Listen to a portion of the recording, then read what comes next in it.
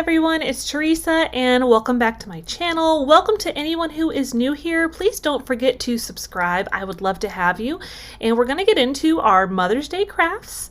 And we're going to start off with one of these canvases. Now this is from Joann's. It's an 8x8. And I still cannot believe this beautiful wood frame that's underneath this canvas. I tell you what, guys, we're going to fill all of the little nooks and crannies that are on there. And I actually just did a full coat of the folk art wood tint in walnut. And now we're going around and kind of giving a little bit of a whitewash distressing on it with the Waverly chalk paint in plaster. Whew, I did it. I never say all of that all together right. I usually mix up the words, so I'm so proud of myself right now. Pat on the back for me.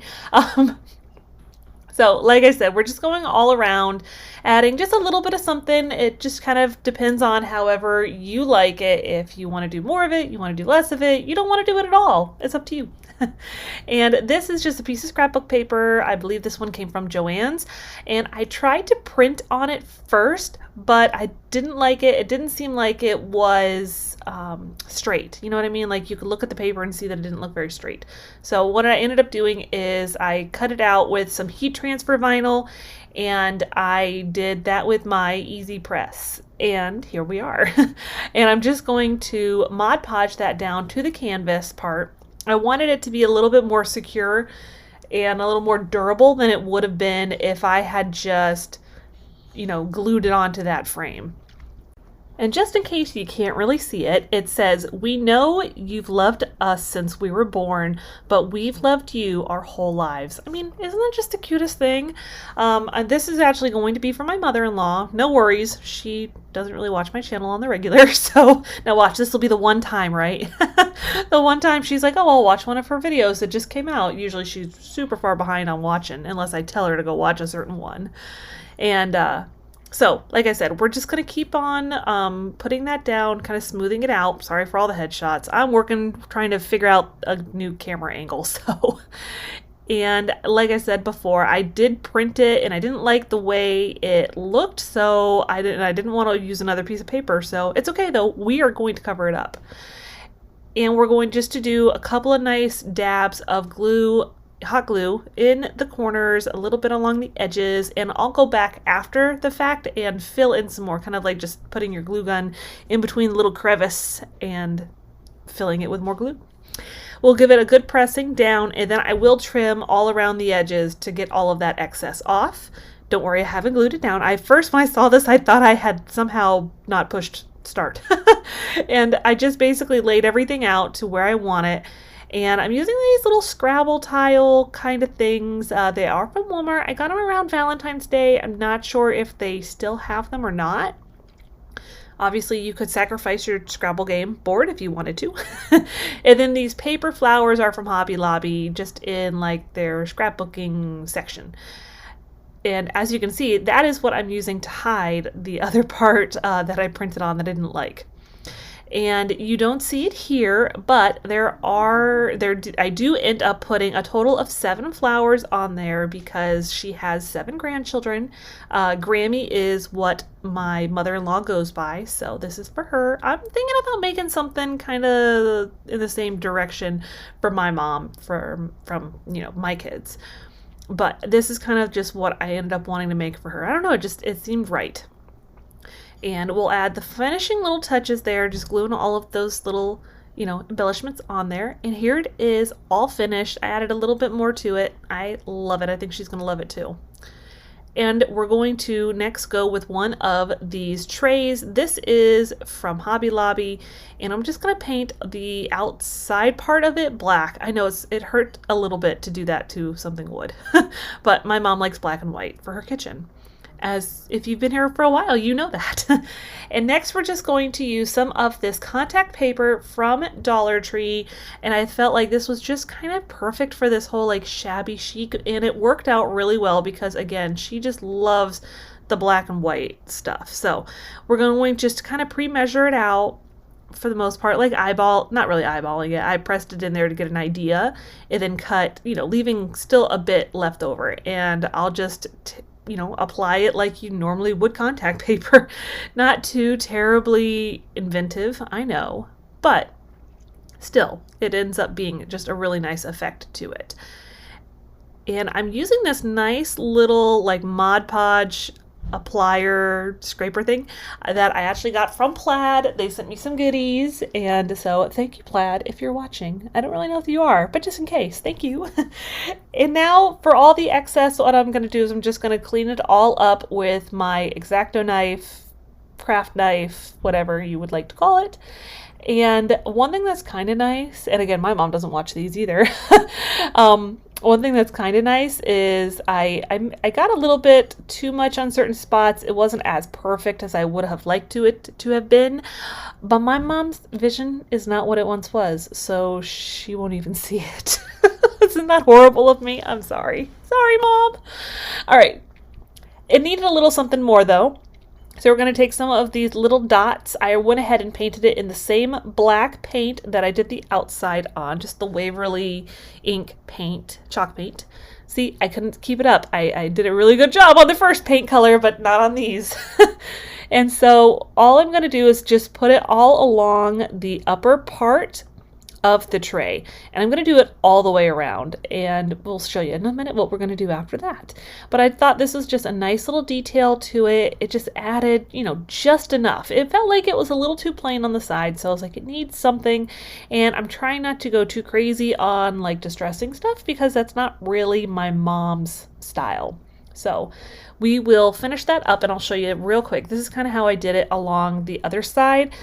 These things are nice because you can really go with, as long as it's not too abrupt of a direction change, I guess, if you call it that. It works out pretty nicely as far as trying to, go along with a different edge, a different direction. I'm probably not saying that well, but you get the idea. Once that's done, I will go back in, it's all across the thing, and this one is the Waverly Chalk Paint in Mineral. I did it again! I got it. And I'm just going to brush that over. I didn't want it to be so stark, so I thought this would be a better choice than to use a white or the plaster color. And I do add just a little bit of it onto the tray, not too much. And I was like, oh, that was a little too much. But one thing is nice, if you get too much in one spot, you just go back over it with the black. And here it is, all finished. I think she's gonna love it. Like I said, she doesn't know it's coming. So I want to introduce you to Sarah. She is from Juju Bee Crafts and More. She is my co-collaborator today. She's going to be giving you some Mother's Day DIYs as well. And her style is in kind of like the farmhouse family, but definitely more color, so very fun. You're going to absolutely love her. If you haven't seen her already, please make sure you go check her out, subscribe to her channel, and let her know I sent you. So we're going to go ahead and get back into our crafts. So we're going to do a little heart. It's a wood heart. I think I got it from either Hobby Lobby, Michael's, or the Dollar Tree. I can't honestly remember. Now what I did is I used a baby wipe with Folk Art Antique Wax and just did a good coat all over. And we're going in with just a little bit of the Waverly chalk paint in plaster. Man, 3 for 3, guys. And kind of giving it a little bit of a brushing, not too much, just a little bit. And once we are done with that, eventually, I think I need to show a lot of it to you, I guess. Once that is finished, we're going to start working on all of the little, things to put on it. Now, this one is just moms are like buttons. They hold everything together. And isn't that just the truth? Now, I will include this file for you below. I made it on my Cricut. It's nothing extravagant, obviously, but I will include it, of course. And it did actually go on pretty nicely. I was a little surprised because sometimes the antique wax doesn't like vinyl all the time. And of course, we can't make this without putting some buttons on it because that would make no sense. I was going back and forth on regular buttons or these little buttons that are like this rub-on transfer from Dollar Tree. But of course, I'm going to add some of these other rub-on transfers too. So first we're going to kind of line everything up, just get all the little pieces that I want to include. So I've cut out some of those little ivy, eucalyptus, whatever plant that is supposed to be from the rub-on transfers from Dollar Tree. And this is the way I like to apply it. If it's not somewhere you have a hard time reaching, I like using the back side of this little, I use it for hot glue, but I believe it's actually supposed to be like an applicator for face masks. I don't know. And I'm going to just add a couple of buttons. These buttons actually already had like a little backing on them, with the exception, of course, one of the backings came off. So, yep, see, there we go. So anyways, we're going to just add a little bit of hot glue just to, you know, attach that button.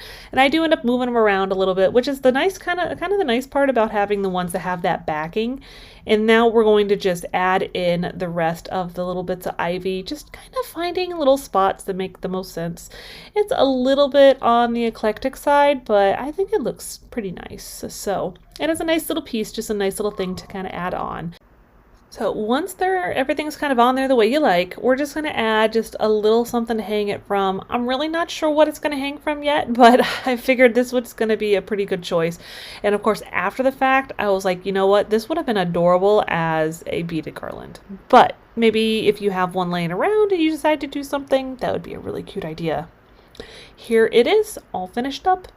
Super, super cute. All right, on to the next one. We're starting off with one of these home sweet home sitter things. I'm really not sure what to call this thing.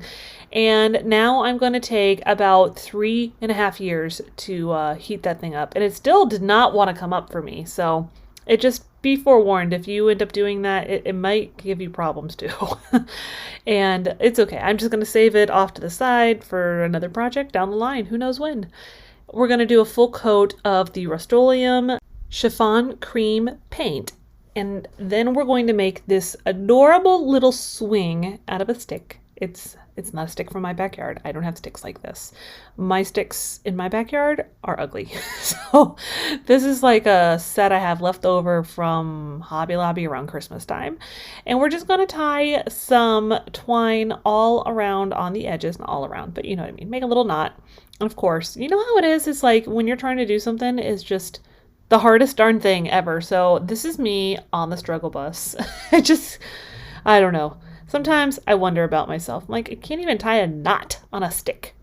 So, all right. So once that's done, now we're going to take, 3.5 years to figure out where I want to place it. See, the first one was 3 years. Now this is 3.5, but it's okay. I'll put down a good amount of hot glue just to keep it in place. And then we'll put like your string, twine strings from your swing. Try saying that 5 times fast. Onto the back with some hot glue to secure it, and we'll just trim them down. And now, of course, we need a mom and a daughter. I saw this on Pinterest, and I thought it was the cutest darn thing. And then my husband saw it, and he's like, oh, what's that? Poop? I said, oh, wow, thanks, honey. We have a very small dog, so it's like a squirrel.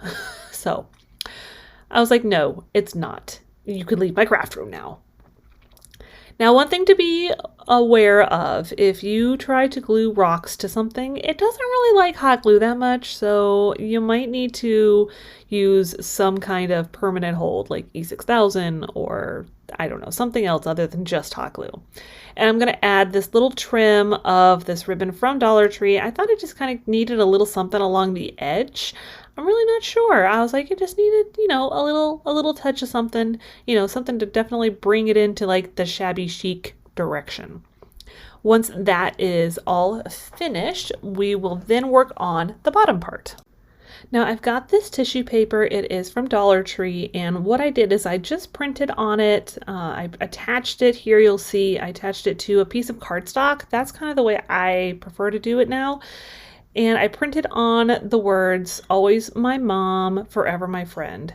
And I thought it was sweet. And my mom and I have actually a really close relationship. And looking at it now, I definitely wish that I had put it on a lighter piece of tissue paper, but that's okay. We're going to work with it, and hopefully you guys will let me know if there's a way I can make the lettering stand out or fade the tissue paper a little bit. It's on there. I mean, obviously you're about to find out. It's on there. We're just going to line it all up, put down, a nice coat of Mod Podge down first, and then put a nice coat of Mod Podge down on top of that. After smoothing it, Of course. And sorry again for all these headshots. I'm working on it, guys. I promise. Once we removed all the excess, it needed a little something on the top, so I'm just going to go in with some of these rub-on transfers, and it's just enough little touch of nature, cuteness. Here it is. Like I said, let me know if there's a way you can think of to make that lettering stand out. I want to thank everyone who has been watching my videos and checking everything out. I really, truly appreciate all of you.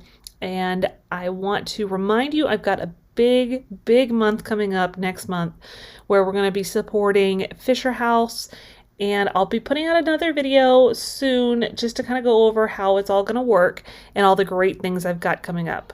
So until then, I'll see you next time.